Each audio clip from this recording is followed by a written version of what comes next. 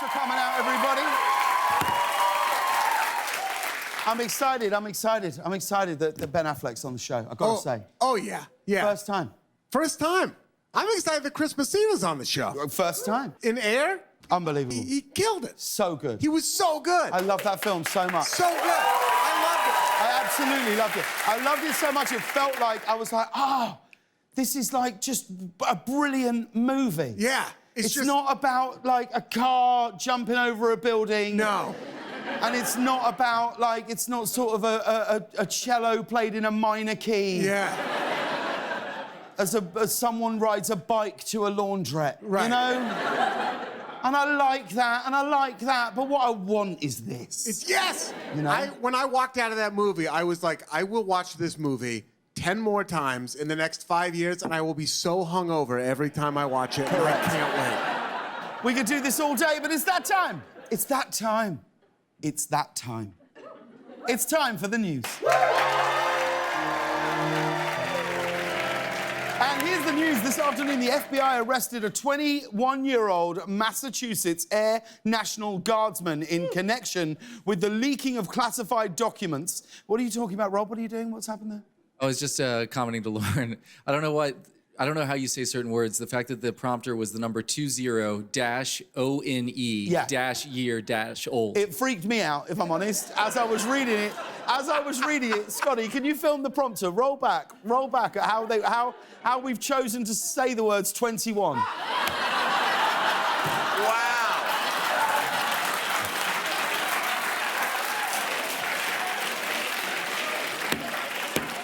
Wow. Yeah, do you know what I think happened here? I think we thought he was 20, and at the last moment, someone's gone, no, it's just been confirmed he's 21. Add a 1 to that, and someone's gone, Karina's gone, sure, whatever. This afternoon, the FBI arrested a 21-year-old Massachusetts Air National Guardsman in connection with the leaking of classified documents that were posted online. The leaker is described as a lonely young man who is part of a chat room group that shares a love of guns and military gear. You know how sometimes, you find yourself going, it's always who you'd least suspect, isn't it? This isn't one of those times. As a 21-year-old, he's devastated that this mistake may cost him his future, but he's also thrilled that he's posted something online and it totally went viral. He posted some of the documents in a chat room for gamers, and I don't even know how this works. Does someone write, hey guys, how do I win in Fortnite? And then you respond like, I don't know, but here's some satellite images of Ukraine. Meanwhile, President Biden continued his tour of Ireland today, meeting with President Michael D. Higgins at his official residence in Dublin. Look at that. I've got to say, Ireland's president is so adorable, isn't he? I know he's a very, very serious and accomplished politician, but I would like to chase him around and tickle him with a feather. You, come here, you. Whoa, where's he going? He looks like if Bernie Sanders turned into a hobbit. At one point, in the state reception room, Biden wrote a message in the visitor's book as he sat at what can only be described as a very small desk. Or, as President Higgins calls it, it's a regular-sized desk. So we're reading this earlier with all the mono group, all the writers with. We're reading this, and Nate goes, "What did you say, Nate, in the writers' meeting?" It just feels like we're not covering how small that desk is well enough. There's a lot more to be said about how small that desk is. And I said, "Okay, Nate, let's see how the show's going, see how the vibe is. If you've got more to say on it, so what have you got there? Is this the jokes that you submitted earlier this morning?" Yes, that were unfairly rejected about how small the desk is. So we had that conversation earlier, and then I had them put a microphone on me, and I came down here, which I don't normally do, but... No, you're normally in the car by now. You're normally... Go on, how small is that desk there? That desk, James, that desk is so small, it looks like it belongs on the Tonight Show with Tiny Timmy Fallon.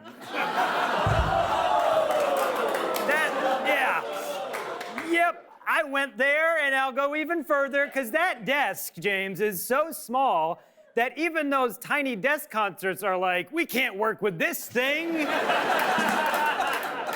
I mean, that desk is so small. If you put a coffee cup on it, the desk is like, damn, is this a coffee jug? I've got pages, so if we're short on time, come back to me. Okay, if it lags a little, I might just say, hey, Nate, how small is that desk? Well, James, I mean, that desk is so small. How small is it? Now, when I say I got it at Staples, I'm talking about actual Staples. Thank you, Nate Fernald, everybody. Okay. So, Biden, though, Biden's having a great time on this trip, isn't he? On the island, although at one point during his meeting with President Higgins, he actually had this to say. And I'm not going home, I'm staying here. And this is an incredible place. And 70% of Americans were like, okay. Seriously, though, you can't blame him. Okay, like right now, President Biden is out there, he's in a beautiful country, everybody's excited to see him. And after this, he has to fly back to Washington, D.C., where Marjorie Taylor Greene is trying to ban oxygen because trans people breathe it. In other news, King Charles is hiring someone to answer his fan mail. Buckingham Palace put out a job posting for an assistant correspondence officer to craft responses to each of the thousands of letters that get addressed to the king each year. Imagine having to respond to every piece of mail. You'd be like, the king would like to thank you, Bed Bath & Beyond, for this most generous of coupons. Applicants must have excellent written and verbal communication prowess, strong IT skills, and the ability to discard any letter that's addressed to Prince Andrew. Do you think I should apply for this job? I feel like the timing's perfect. Yeah, you got a lot of time off coming up. I guess what is it? You reply to letters? I guess my only question is, like, how big is the desk you'd be sitting at to do it?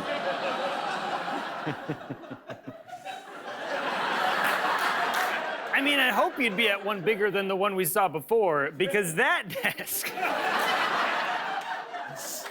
that desk was so small, it thinks a Post-it note a regular piece of paper.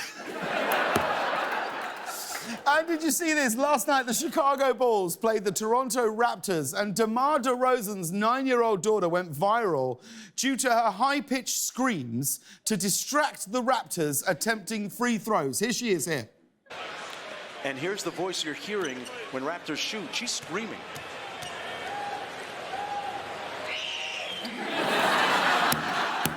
I mean, that is championship behavior.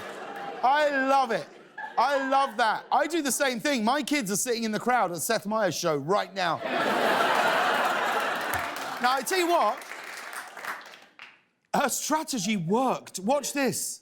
Official visit to Florida State. Ask him, what did you get? Life is really good for him right now. He's in a good headspace coming into this. In terms of the total number or the quality of shots? I'm comfortable. Comes off. The Bulls ended up winning by 4 points. If the Bulls win the championship, she should 100% get a ring. I do believe that.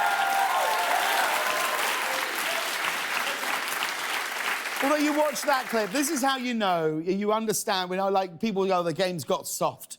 You know, it's got a little soft. In the old days, Michael Jordan would have shown up at that girl's school the next day and screamed every time she tried to answer a math problem. And finally, Bush's Beans is giving you the chance to win a free vacation to a national park where you can stay in a one-of-a-kind camper that's shaped like a giant can of beans. Here it is here. There it is there. And this is the inside. You can tell it's an American promotion. If this were in Britain, the bed would be a giant slice of toast. It's an impressive space. Unfortunately, you can't enter your room that's in a can of beans without one of these. And that's the news. We'll be right back with Ben Affleck and Chris Messina, everybody.